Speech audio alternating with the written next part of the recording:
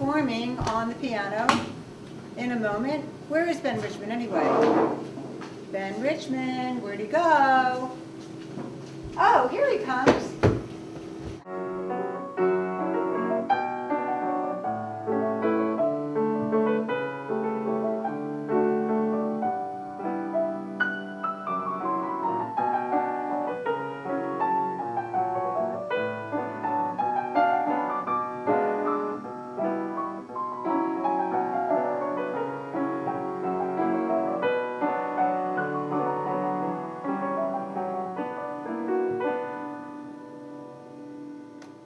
Hi, and welcome back to another edition of Web Business Diva, singing the praises of people who have a passion for their work. I'm Dr. Sharon Livingston, and my passion is to spotlight wonderful people who have created amazing careers for themselves that really benefit other people. And when I met Dr. Ross, Dr. Jolene Ross right here, who is the president of Advanced Neurotherapy in, what is it? Needham. Needham, in Needham, Massachusetts. When I met her several months ago, one of my first thoughts was that I wanted you to be on my show. So, and the reason is because you provide such an incredible service to our community and have made a huge difference in people's lives. And so, neurofeedback and advanced neurotherapy. So first of all, what is neurofeedback? Neurofeedback is a safe and easy way to teach the brain to improve what it does. Well, why would I want to do that?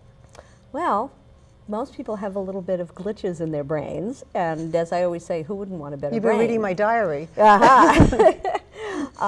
This is a tough culture to live in. There's a lot of pressure. There's a lot of pressure for performance, and there's also, we're very good at messing up the brain in this culture. And so the better your brain functions, the better you function. And so my passion is really to help people have their brains function better so that they can function better and lead fuller, happier, more productive lives. Tell me a little bit about how you came to this. What is your personal story? How did this happen? How did you discover that you're a psychologist? I'm a psychologist. And I mean, I'm a psychologist, Right. and I don't do brain therapy.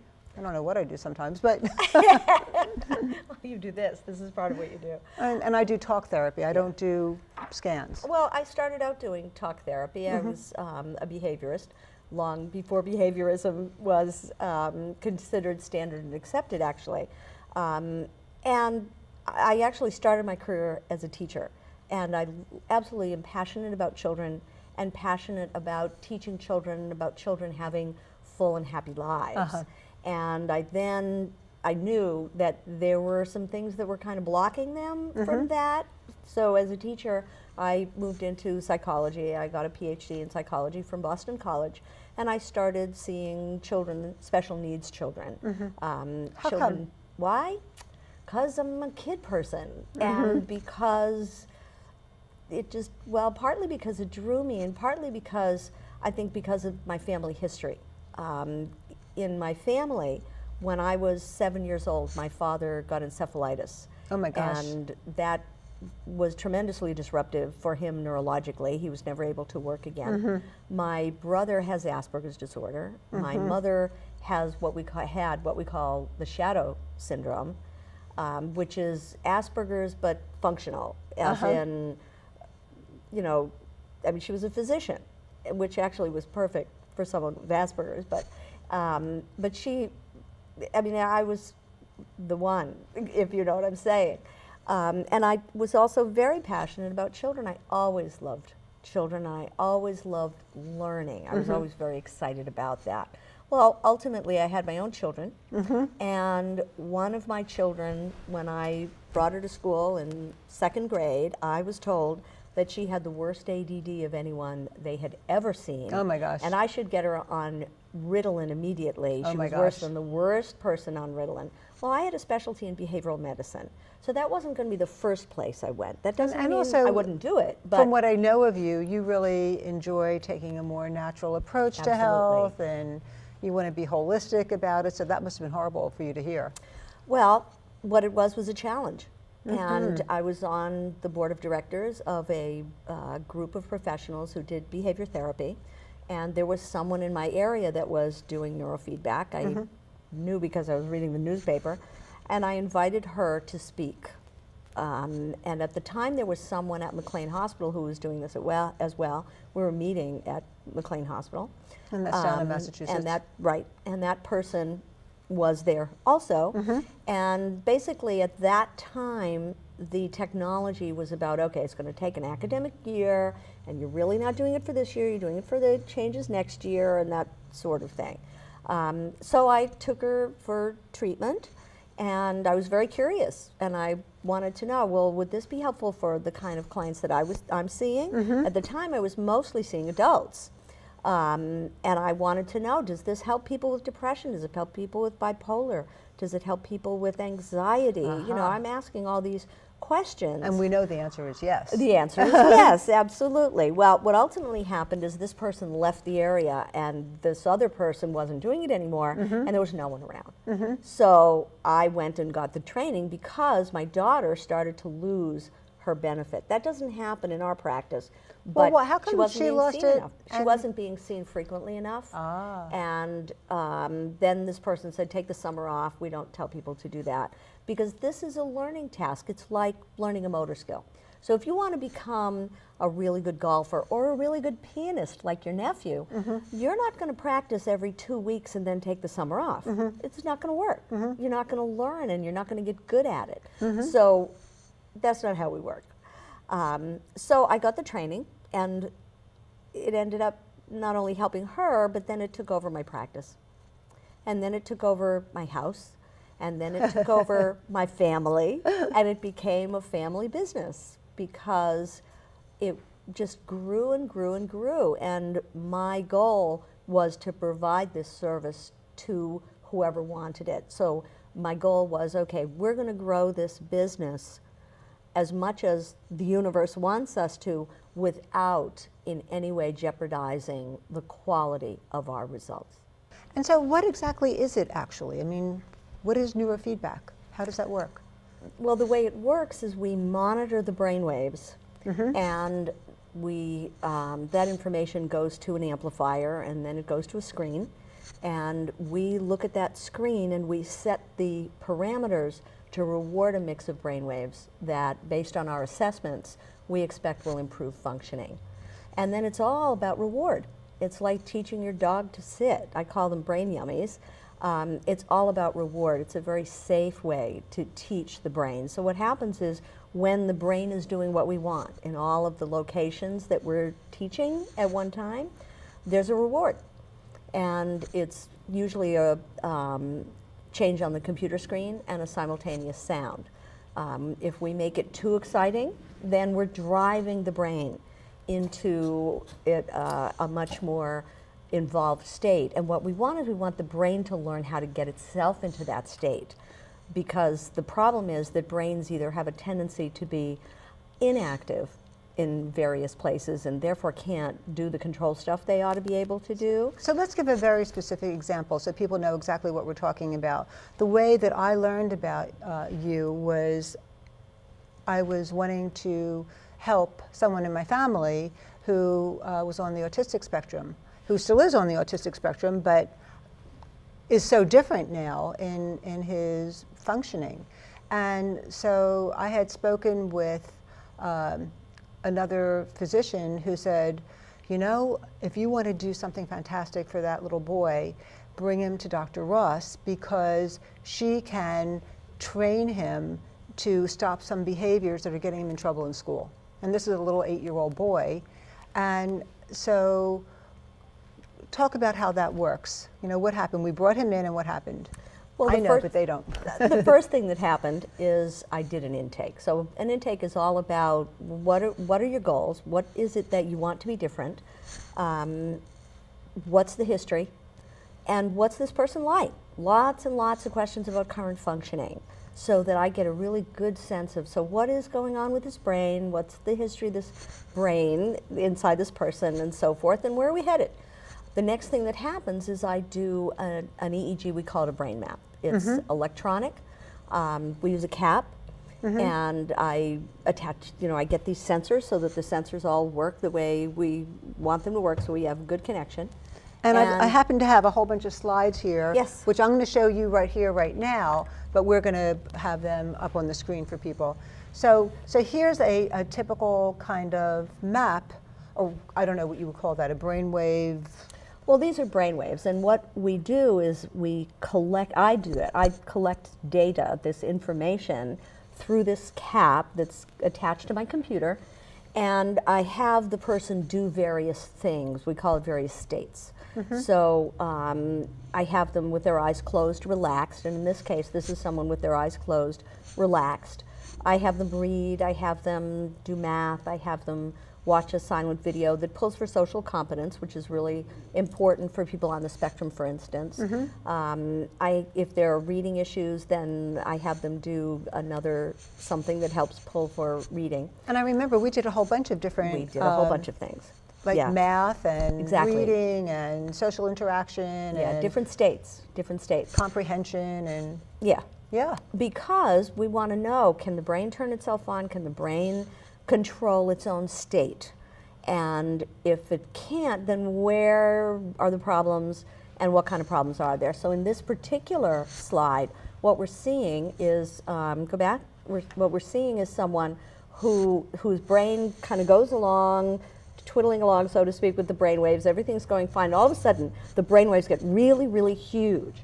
Right in the middle, I see. Right in the middle there. And when that happens, that is a moment of inactivity, significantly reduced activity. And that's when the brain is unable to process and when a person experiences that, and you can experience it for a lot of reasons, but when you experience it, for instance, you might be reading, and you'll get to the bottom of the page, and you won't know how you got there. You won't remember what you read, even though your eyes were seeing it, and so forth. And you also have what I call a working memory dump. So what was in your memory is now gone. So now you've got to go back and reorient yourself a couple pages ago, even though it only lasted this brief moment. Yeah. So that's very interesting. And then you have another way of showing what the functioning looks like. And there's this colorful map here, which I thought is a really cool way, because this side is not so good and this side is good. Much better. So describe the two sides. So the not so good side with all the blue.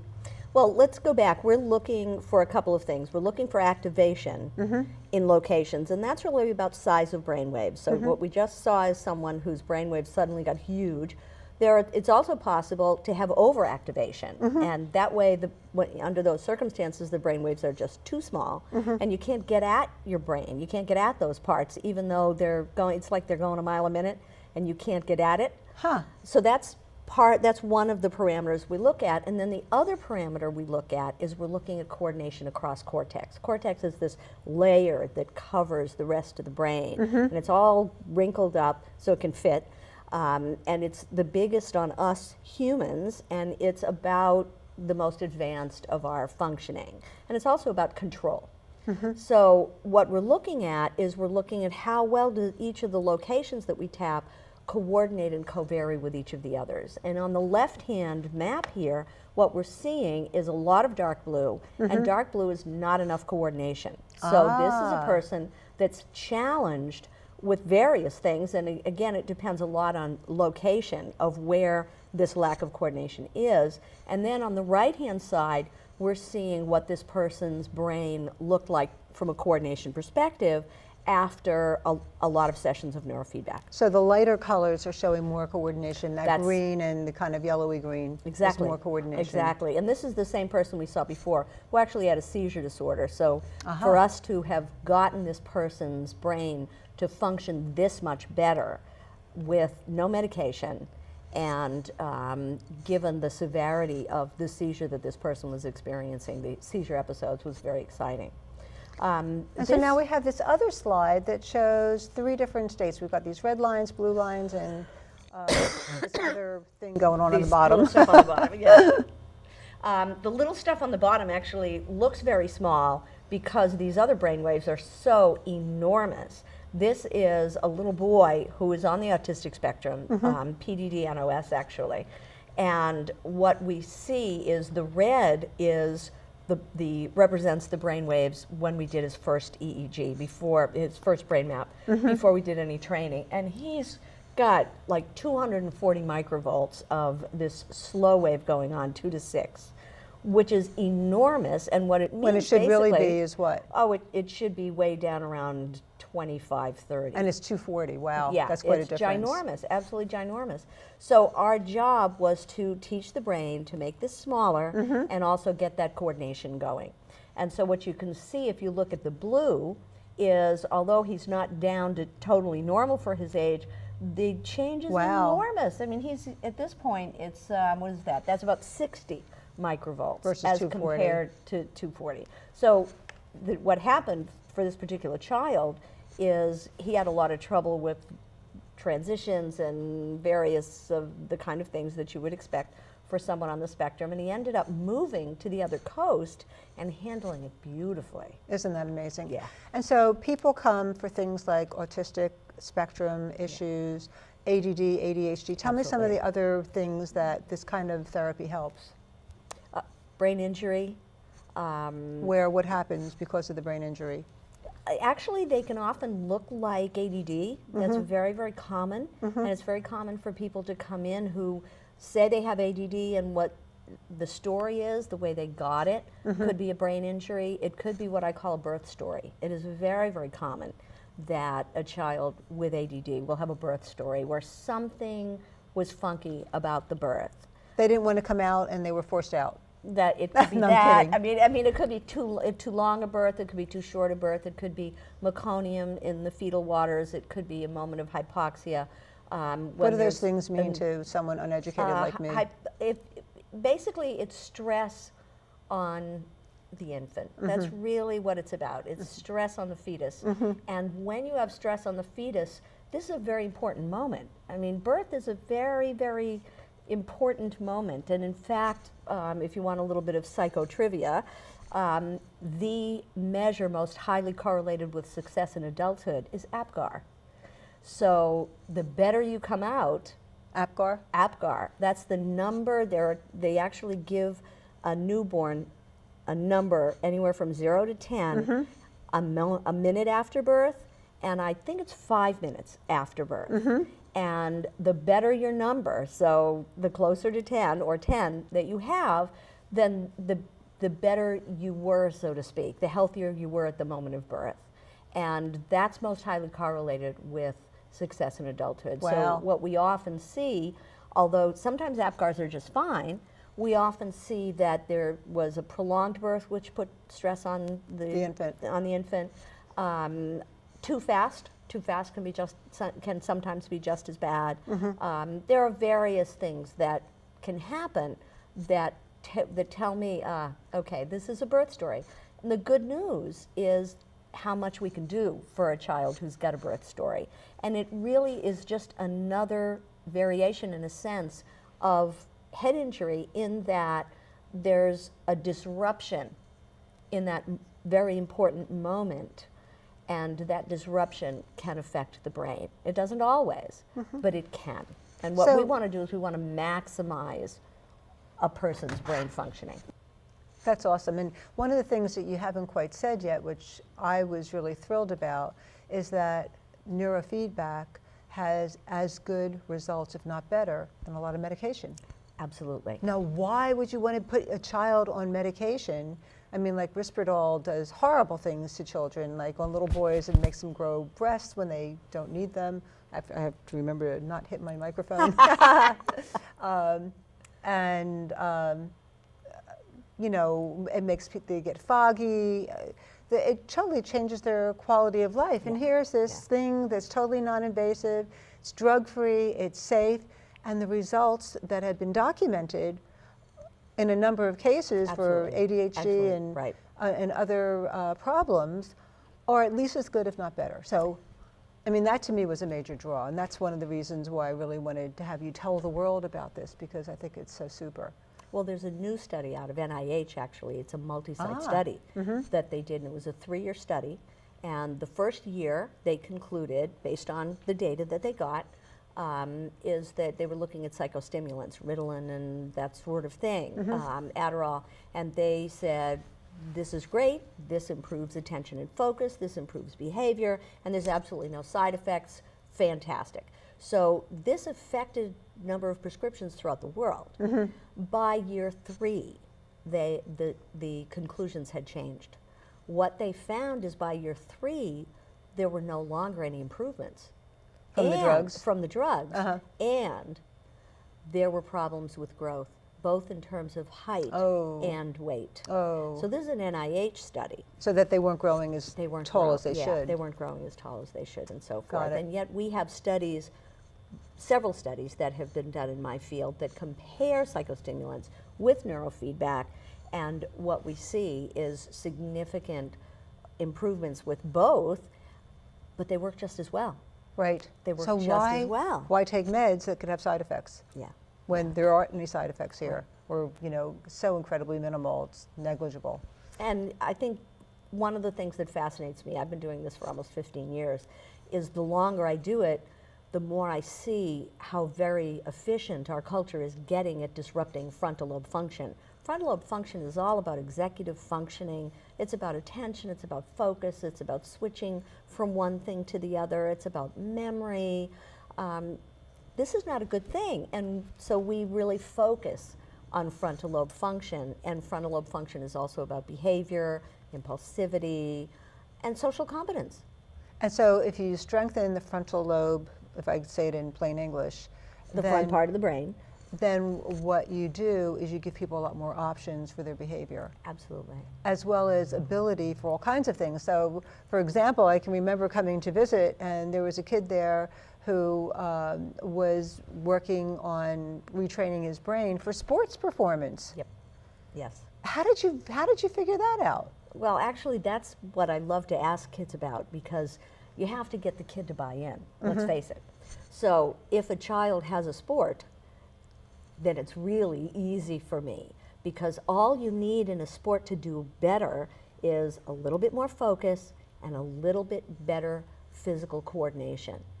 And we're able to do that. And another thing we're able to do, interestingly enough, depending on what we see on that EEG, that brain map, is often, we're seeing more and more of this, problems with the functioning of the eyes. Not the visual acuity, not is it fuzzy or not fuzzy, but the functioning of the eyes. Do the eyes work together? Are they able to accommodate so you can see far away and then close and make that change quickly enough? Can the lens adjust quickly enough? That sort of thing. We can see that on our EEGs. If that's and off, we can improve that. If that's off, how would one know it? Like, what would they be experiencing? That can very much be part of dyslexia. We see that a lot in reading problems. So reading problems can be, interestingly enough, in this area, which is about language. It also can be in this area, which is about vision, and it can be most dramatic and most challenging if it's in both of these areas. So And you have that combination. And this neurofeedback can enhance that, can improve that. Wow. Also, we see visual problems in attention and focus. How are you going to attend if you're not seeing well? Basically, vision trumps everything in the brain.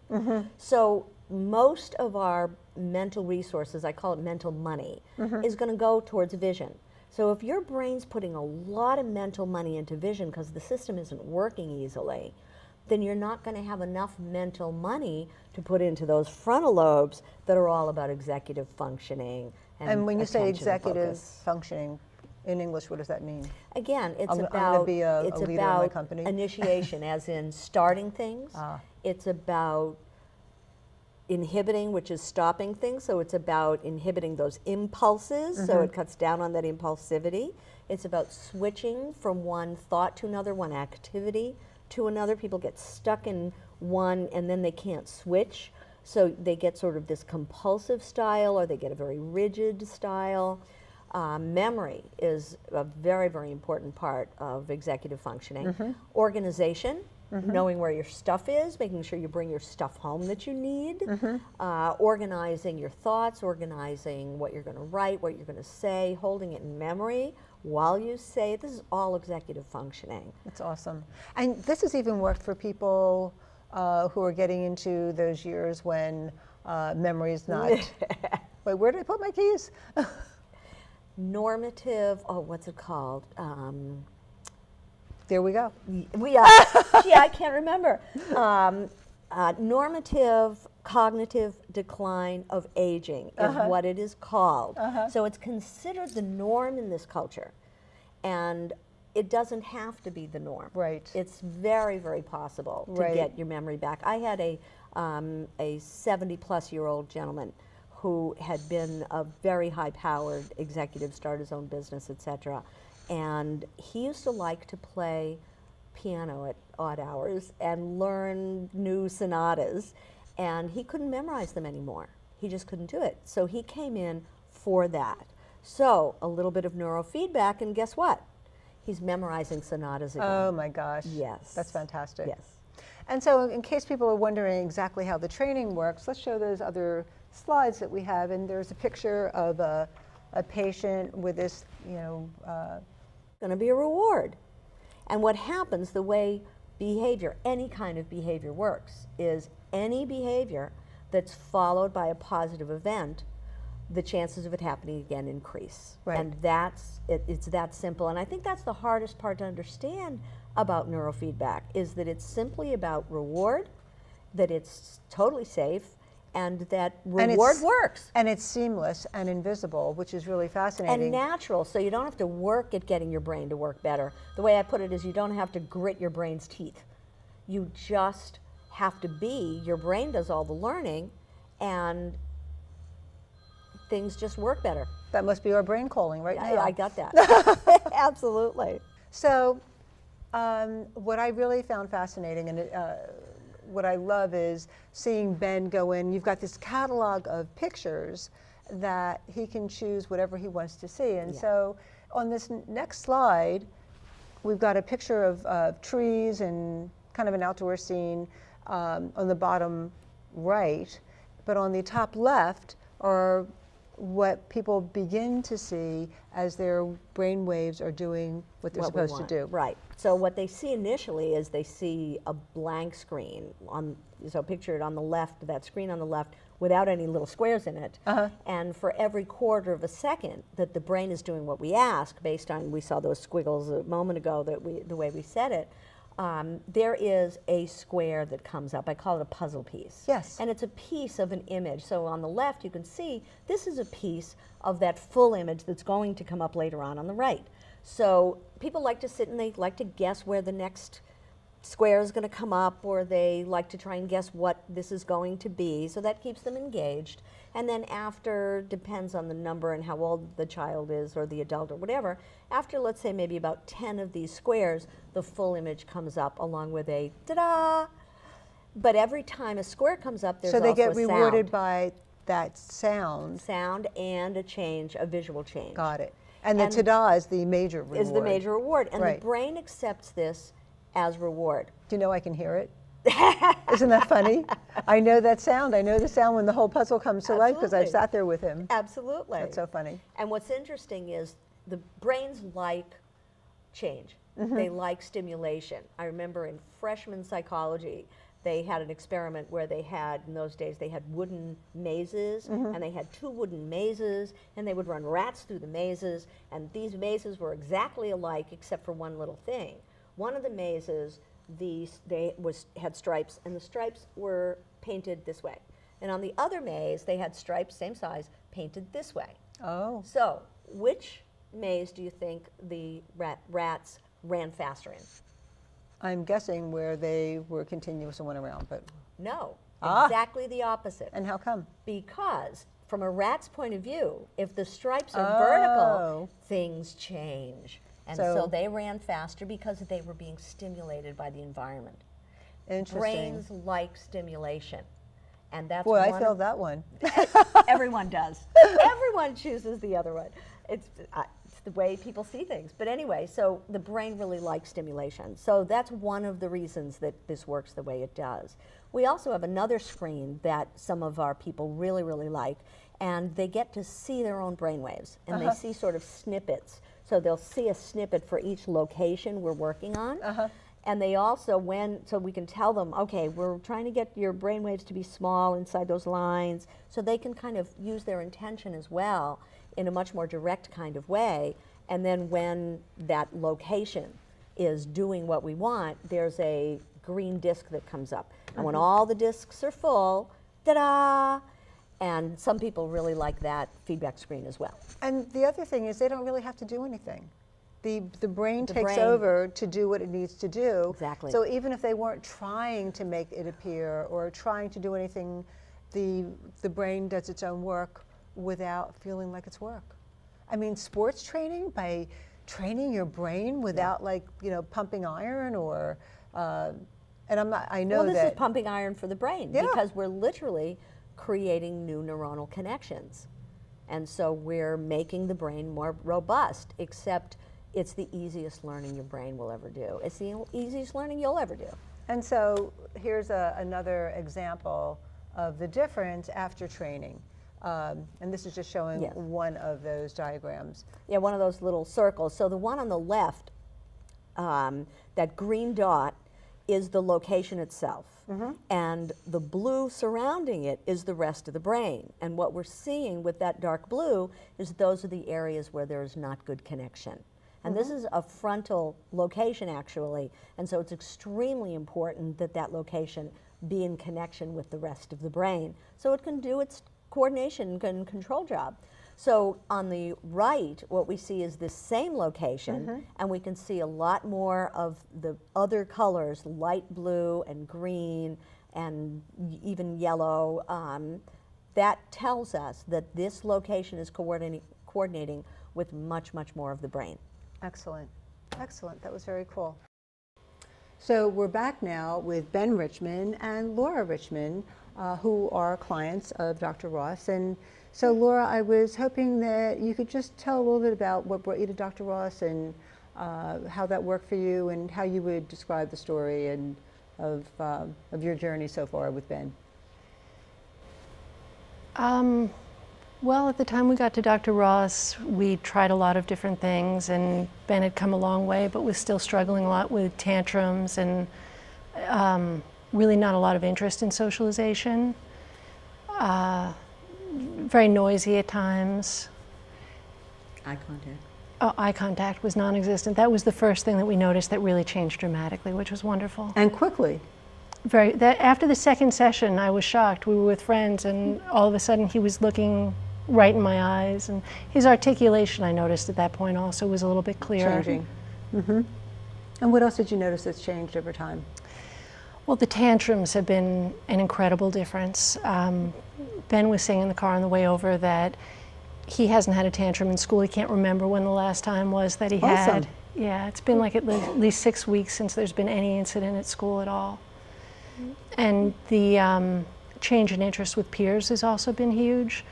That we went from he was upset about the idea of any contact with peers or anyone sitting next to him to really his playing with kids, which has been wonderful. Yeah. And what have you noticed, babe? I haven't had any temper tantrums. I've been having good days. You've been having good days. Yeah. And what's it like doing, making the puzzle pieces come to life? If I'm tired, it can be boring. Sometimes it's boring. Yeah. And what else have you noticed about it? Like, if you knew some other kid who needed to go and retrain his brain, what would you tell him about it to help him get there? Well, I would tell him use a GPS. Use a GPS to find his way? Yeah. You're very funny. Now, one of the things about this child is that he's got a remarkable sense of humor. Okay, and how else would you help that person to have a good experience there, aside from using the GPS to find it? Like, tell him, like, use the pictures and sit still. It'll maybe like 45 minutes to an hour, and maybe someday it'll improve your brain. So you think your brain's improved? Yeah. Yeah? Yeah. Yeah, you have a cool brain? Yeah. I think you have a very cool brain. It's like one of the favorite brains I've ever met in my whole life. Yeah. I'm not kidding. And you're very cute about making eye contact today. So, what we're going to do in a little bit is we're going to see Ben play piano, which he does an amazing job of. You going to show us? Your piano playing ability, Yes, sir. sir? Yeah. Am I sir? Yeah, you are. All right. I say also, Ben has never complained about, he looks forward to going to the Brain Place, and he's enjoyed the experience with the people there, even putting the things on it. Yeah. With the brain dude and the brain dudette. You're the It's brain all been dudette. fun. Exactly. And he's the brain slave. Max the brain slave. Max the brain slave. And David's the 911 brain guy. The 911 brain guy. Yeah. And why is that? Well, I like 911. And No, that's true. You brain do like guy. 911. That's true. So, Dr. Ross, this has been really wonderful, and Laura and Ben, thank you for taking part in this little interview. How do people get in touch with you? They can get on the internet. My internet site is retrainyourbrain.com. Retrainyourbrain.com. Yes. It rhymes. That's true. It does. And then there are hyperlinks from there too. There's our phone number and there's email and so on. Would you like to give your phone number? 781-444-9115. 781-444-9115. Yes. And that's without any training of my brain. I know. It's amazing. You might as well jot that down. So folks, jot that down if you're interested. So if there's an issue with ADD, ADHD, if there's an issue with autistic spectrum, if there's an issue with stroke, if there's an issue Learning with disabilities. learning disabilities, memory, Yep. Just about anything Developmental you can name. delays. developmental delays, Mood disorders. Head injury. bipolar, Yep. anxiety, depression, head injuries. Yeah. If it's on the brain, it's- then we can probably help.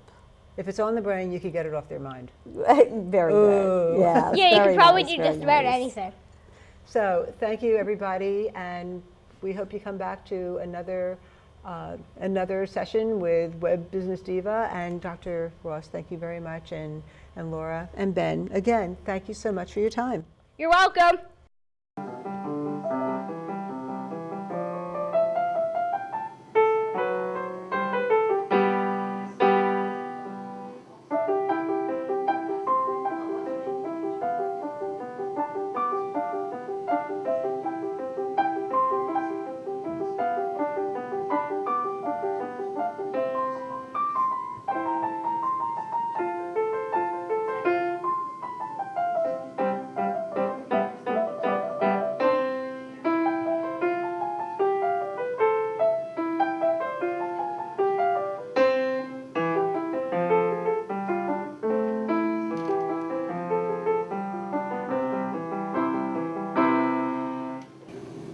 Just want to let you know also that Ben's focus in his practice has gotten so much better since he's doing the neurofeedback.